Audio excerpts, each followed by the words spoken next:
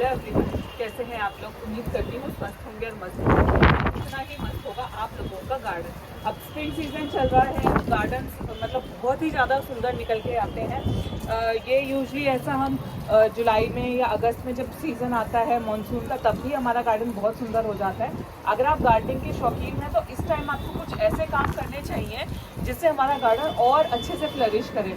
तो आज की वीडियो इसी बारे में है कि हम किस तरह कटिंग्स लगाएं। एक्चुअली मेरी एक वीडियो में मेरे सब्सक्राइबर ने पूछा था कि हम किस तरह कटिंग्स लगाएं। तो आजकल का जो सीज़न है वो सबसे बेस्ट है कटिंग लगाने के लिए। तो आज मैं आपके साथ कुछ ऐसे ही टिप्स शेयर करने वाली हूँ कि जिससे आप कटिंग लगाएंगे इस तरह से तो आपका जो कटिंग है वो डेफिनेटली बहुत अच्छे से चलेगी। लेकिन उससे पहले अगर आप मेरे चैनल पर नए हैं और मेरी वीडियोस देख रहे हैं तो प्लीज़ मेरे चैनल को लाइक और सब्सक्राइब करना बिल्कुल ना भूलें। तो आप लोग अपना प्यार दे रहे हैं, लेकिन फिलहाल मुझे थोड़े से प्यार की और ज़रूरत है। तो अगर पॉसिबल है और आपको मेरी वीडियोस अच्छी लग रही हैं तो प्लीज़ मेरे चैनल को लाइक और सब्सक्राइब करना बिल्कुल ना भूलें। और आप मुझे इंस्टाग्राम पर भी फॉलो कर सकते हैं। मेरा इंस्टाग्राम हैंडल है एवरीडे विद रिचा। हवा बहुत तेज़ चल रही है, तो चलिए आज की वीडियो शुरू करते हैं। Let's start the video. इस टाइम मेरे गार्डन में क्या, घर में थोड़ा रेनोवेशन का काम चल रहा है, इसलिए मेरा गार्डन में थोड़ा मेस हो रहा है। यहाँ पर कुछ वर्क चल रहा है। क्या काम करवा रही हूँ अपने गार्डन में मैं ज़रूर आपके साथ आने वाली वीडियोस में शेयर करूँगी। तो आज की वीडियो के जो जैसा हमारा टॉपिक है कि हम किस तरह अपनी कटिंग्स लगाएं, तो कटिंग्स लगाने के लिए ना कुछ पीरियड्स ऐसे होते हैं, कुछ सीजन ऐसे होते हैं जो बिल्कुल फेवरेबल होते हैं। अगर हम उसमें कटिंग लगाते हैं तो वो 100% चलते हैं। जैसे कि अब जो एक टाइम चल रहा है फरवरी से मार्च तक का स्प्रिंग सीजन, जिसमें आपकी कटिंग्स डेफिनेटली बहुत अच्छे से चलेंगी। और यही एक टाइम आता है बाद में अगस्त में, जून जुलाई में, जब मानसून सीजन होता है, तब भी आपकी कटिंग्स बहुत अच्छे से चलती हैं। जब बहुत ज़्यादा गर्मी होती है या बहुत ज़्यादा सर्दी होती है, एक्सट्रीम जो टेम्परेचर्स होते हैं, उसमें हमें कभी भी कटिंग्स नहीं लगानी चाहिए। कटिंग क्योंकि वो जो ऐसा टाइम होता है ना कि वो उसमें आपकी कटिंग्स बिल्कुल भी नहीं चल पाती हैं और आपका प्लांट भी ख़राब होता है और एक डिमोटिवेशन आ जाती है कि हमसे तो हम ये प्लांट ग्रो नहीं कर सकते। इसलिए उन टाइम्स को अवॉइड करना चाहिए। और अगर आप न्यू गार्डनर हैं तो मैं आपको सजेस्ट करूँगी कि आप अब जो टाइम है उसमें आप कटिंग्स लगाइए, बहुत अच्छे से आपका गार्डन फ्लरिश करेगा। तो लगाने के लिए सबसे ज़्यादा ज़रूरी है हमारा मीडियम।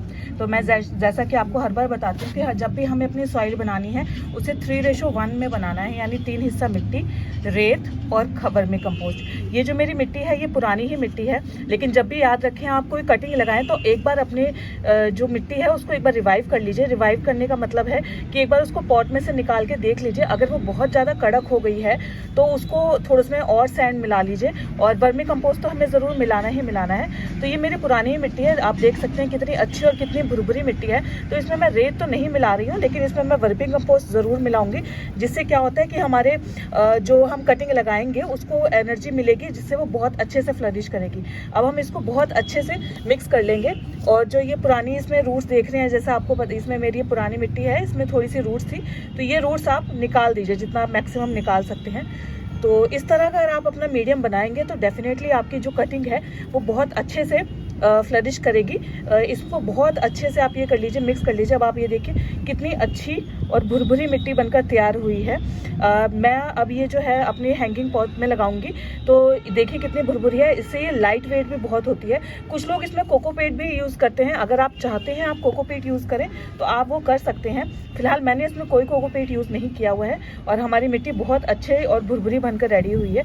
इतनी लूज जो हमारी मिट्टी होती है ना, उससे एक और फ़ायदा होता है, जो हम कटिंग लगाते हैं ना उसके रूट्स को स्प्रेड करने में आसानी होती है, क्योंकि वो बहुत अच्छे से पेनिट्रेट करती है इस मिट्टी में। अगर आपकी मिट्टी हार्ड होगी, इस तरह की हार्ड होगी, तो उसमें वो रूट्स पेनिट्रेट नहीं करेंगी और हमारी जो रूट सिस्टम है वो डेवलप भी नहीं होगा।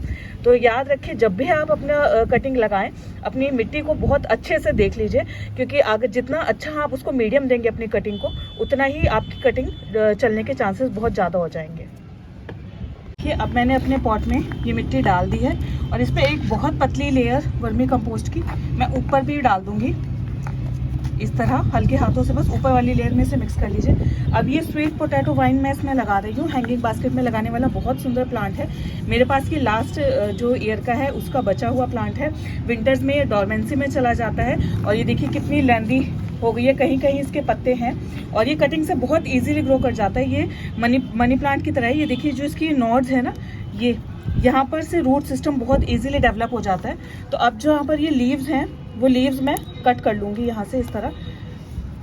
तो ये हमने एक बंच निकाल लिया है, इसी तरह मैं सारे बंच निकाल लूँगी जितने मुझे इसमें मिल जाएंगे। अब ये देखिए जहाँ इसकी नॉड है वहाँ से ऑलरेडी रूट्स निकली हुई हैं। ये देखिए अभी ग्रोथ का सीज़न है, तो ये जो मेरी पुरानी बची हुई बेल थी वही ग्रो कर रही है, तो मैं इसी को ही रिवाइव करने की कोशिश करूँगी और डेफिनेटली ये हो भी जाएगी। आप इस तरह के प्लांट्स लगाइए, जहाँ भी मुझे यहाँ पर लीव्स मिलेंगी वहाँ नीचे नॉड भी ज़रूर होगी, तो उस हिस्से को मैं निकाल दूँगी। याद रखिए नॉड ज़रूर लेनी है आपको, क्योंकि यहीं से रूट सिस्टम डेवलप होगा। मैं फ़िलहाल मेरी सीज़र नहीं है, आप सीज़र से कट कीजिए तो बहुत अच्छे से ये कटिंग होएगी। इस तरह यहाँ से इसको कट कर देते हैं।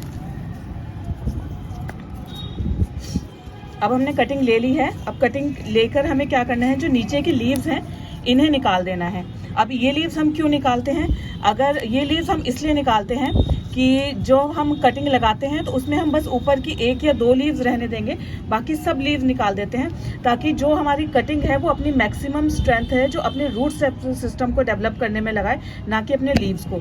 तो अब हमने ये अपना कटिंग हमारी हो गई है। ये देखिए यहाँ से ये नॉड में से नई रूट निकल रही है, तो मैं इसको यहाँ से कट करके और इसको इस तरह जो ये पोर्शन है इसका नॉड वाला, इसको अंदर इसमें इस तरह डाल दूँगी, इस तरह डाल देंगे। ये बेल वाला पौधा है इसलिए मैं इसे हैंगिंग में लगा रही हूँ, ताकि जब ये फ्लरिश करेगा तो ये इस तरह इसकी तरफ बाहर की तरफ आएगा।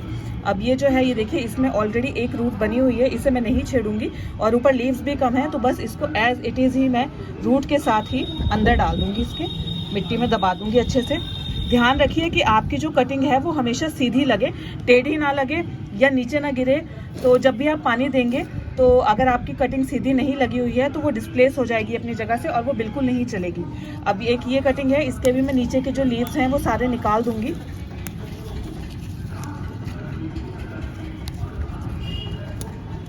इस तरह ये मैंने सारे लीव्स निकाल दिए हैं, बस ऊपर के कुछ लीव्स रहने दूंगी और इसको इस तरह मैं इसमें एक होल करके, अब मैं यहाँ पर इसको थोड़ा सा टिल्ट करके लगा रही हूँ, क्योंकि यहाँ पर 4-5 नॉड्स हैं और मैं चाह रही हूँ कि यहाँ से सब में से बहुत अच्छे से रूट्स निकल जाएं और ये मेरा प्लांट बहुत अच्छे से सर्वाइव कर जाए।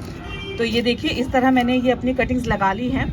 अब कटिंग लगाने के बाद का जो मेन काम है वो है इसमें हमें पानी देना है, लेकिन पानी हमें किस तरह देना है, इसमें सिर्फ आप जग से या किसी मग से पानी दें, थोड़ा थोड़ा हल्का हल्का सा, ताकि हमारी सॉइल गीली हो जाए। कभी भी अपनी कटिंग्स में पाइप से पानी ना दें। पाइप से पानी देने का क्या रीज़न होता है कि जब भी हम पाइप से पानी देते हैं तो मिट्टी जो होती है वो उछल के बाहर गिरती है और अभी हमारी ये जो कटिंग है वो नई लगी हुई है, हमारी कटिंग अपनी जगह से हिल जाएगी तो वो रूट सिस्टम डेवलप नहीं कर पाएगी। तो इसलिए हमेशा अपनी जो रूट्स को अपनी कटिंग्स को जब भी हमें पानी देना है किसी मग से देना है और थोड़ा थोड़ा इस तरह देना है, हल्का हल्का करके। और दूसरा जो पॉइंट है जिसका हमें ध्यान रखना है, अब इसे हमें 1 हफ्ते के लिए छाँव में रखना है, मतलब जहाँ पर बहुत ज़्यादा धूप ना आए या सिर्फ सुबह की धूप आए, क्योंकि जो कटिंग है वो बहुत ज़्यादा हार्श सन को बर्दाश्त नहीं कर पाएगी और वो डेवलप नहीं करेगी। इसलिए जो कटिंग्स होती हैं उनको हमेशा 1 हफ्ते के लिए आप थोड़ी सी छाँव वाले हिस्से में रखें या ऐसे हिस्से में रखें जहाँ पर इसके सिर्फ सुबह की धूप मिले। तो ये थी मेरी आज की वीडियो जिसमें मैंने आपको बताया कि किस तरह आप कटिंग्स को लगा सकते हैं। अगर आप इन पॉइंट्स का ध्यान रख रहे हैं तो आई एम 100% श्योर कि आप बहुत अच्छे से अपने कटिंग्स को फ्लरिश कर पाएंगे।